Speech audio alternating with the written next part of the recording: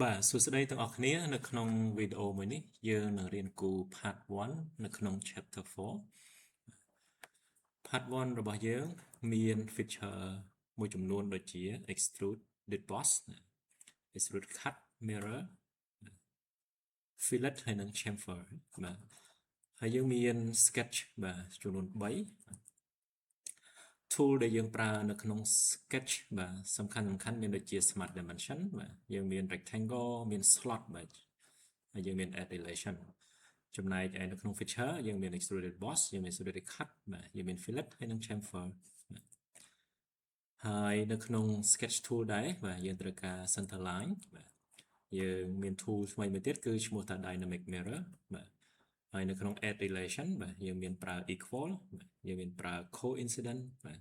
និងយើងមានប្រើ horizontal vertical ហើយនិង symmetry relation បាទហើយទាំងអស់គ្នាកុំភ្លេចរំលឹកបាទshortcut ឬក៏ hotkey របស់យើងបាទពីព្រោះបើសិនជាយើងមិនប្រើ mouse យើងនឹងប្រើ keyboard យើងត្រូវការ shortcut ទាំងអស់នេះណាបាទអញ្ចឹងកុំឲ្យគ្នាយើងរងចាំយូរបាទយើងអាចចូលមកក្នុងឯកសារ chapter 4ជា PDF file បើយើង scroll មកក្រោមបន្តិចបាទហើយយើងឃើញថាមានការណែនាំបាទឲ្យយើងប្រើ dimensioning standard គឺ NC ហើយនឹងຂະຫນາດជា inch ហើយយើងយក3ក្បៀសក្រោយខ្ទង់ណាបាទហើយនេះគឺជា step ទី1របស់ part 1របស់យើងណាបាទគឺយើងត្រូវប្រើ slot បាទនៅក្នុង sketch ហើយបាទនេះគឺជាទំហំរបស់ slot របស់យើងណាយើងអាចធ្វើ snapshot បានបាទហើយបន្តមកយើងអាចយកទំហំនេះយកទៅប្រើប្រាស់បានចឹងយើងចូលទៅក្នុង SolidWorks បាទ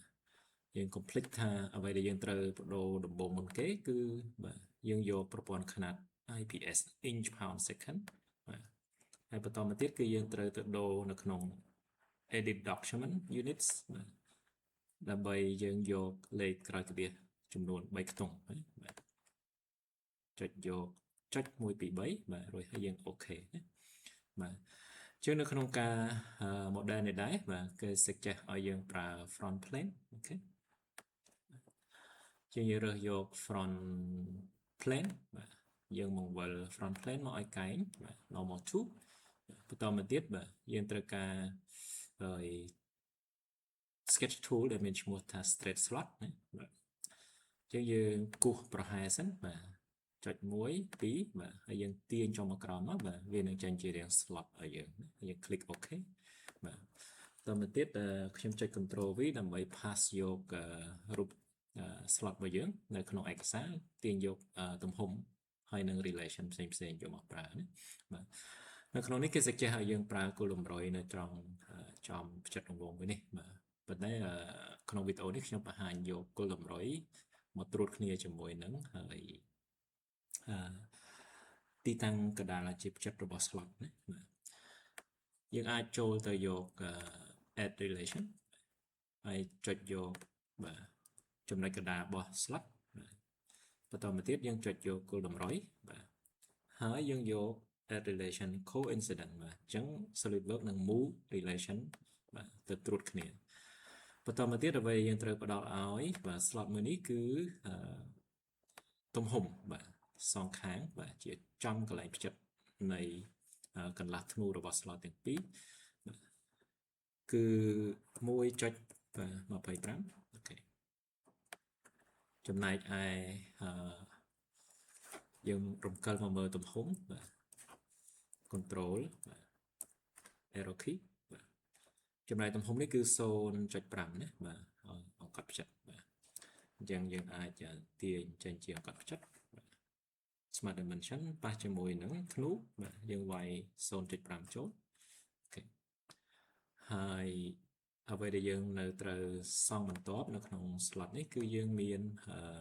រង្វង់មូល2ដែលមានទំហំស្មើគ្នាហើយអង្កត់ផ្ចិតរបស់វាគឺចុច325 inch ណាអូខេអញ្ចឹងបាទយើងចូលទៅ circle បាទយើងចាប់ផ្ដើមគូសរង្វង់2នៅត្រង់ផ្ចិតរបស់ slot សងខាងអូខេហើយយើងកុំភ្លេចបាទត្រូវ add relation បាទឲ្យរង្វង់ទាំងពីរស្មើគ្នាយើងចូល add relation បាទហើយនៅក្នុងបាទ selected entity យើង select យករង្វង់ទី1យើង select យករង្វង់ទី2ណាបន្តមកទៀតយើងឲ្យ relation equal បាទទំហំស្មើគ្នាបាទពេលនេះយើងឃើញថារង្វង់ទាំងពីរបាទមាន limit មានសញ្ញាស្មើគ្នាគឺសញ្ញា add relation ណាបាទហើយផ្ចិតរបស់រង្វង់ទីគឺ fix នៅចំហើយចុងអាក់ទាំងពីររបស់ slot របស់យើងអ្វីដែលយើងត្រូវធ្វើបន្ទាប់គឺយើងត្រូវការ smart dimension បាទចុចមកលើធ្នូរបស់ហើយរង្វង់បាទហើយបាទយើងត្រូវការ dimension ឲ្យអង្កត់ចិត្តគឺចុច325ចុច325អូខេបាទឥឡូវបាទរង្វង់របស់យើងក៏មានទំហំគ្រប់គ្រាន់ហើយនឹងទីតាំងហើយ sketch របស់យើងគឺមានពណ៌ខ្មៅមានន័យថា well defined ឥឡូវយើងត្រូវការរូបភាពនេះយើងអាចចុចលើវាហើយ delete key បាទអូខេតមកទៀតបាទយើងត្រូវការធ្វើ extrude បាទយើងចុះមកក្រោមដើម្បីរកទំហំថាតើយើងត្រូវការធ្វើ extrude ប៉ុណ្ណាហើយលក្ខខណ្ឌខាងចុងរបស់ extrude យ៉ាងម៉េចហើយជម្រៅប៉ុណ្ណាអញ្ចឹងយើងមើលបើលក្ខខណ្ឌ mid plane បាទហើយជម្រៅគឺចុច75 inch អូខេអញ្ចឹងយើងបកត្រឡប់មកចូល SolidWorks បាទយើងយក feature extrude boss អូខេបាទហើយយើងត្រូវការវាយជម្រៅចូលបាទគឺចុច75អូខេយើងត្រូវការបដូរនៅក្នុង direction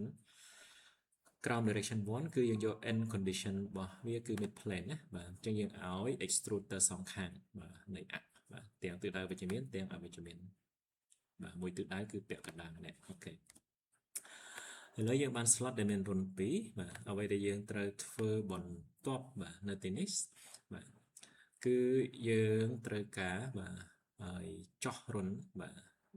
2ដែលមានអង្កត់ចិត្ត 0.5 បាទហើយ